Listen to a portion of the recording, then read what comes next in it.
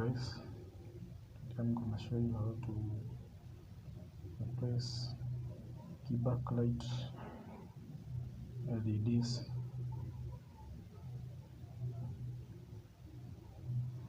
Because if that one is damaged and that one and that one, I have to replace them.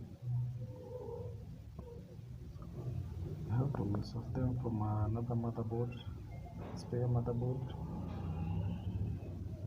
Those are working. It's time to remove them and put them to the other motherboard.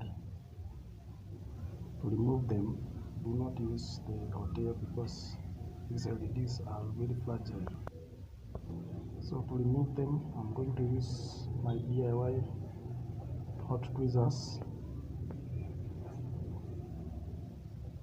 It's made of soldering iron and copper wire.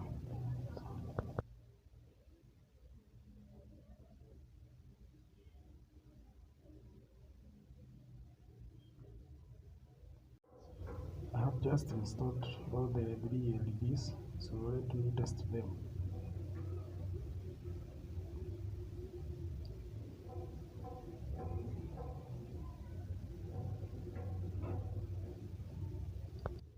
So if you like this video, please share, like and subscribe.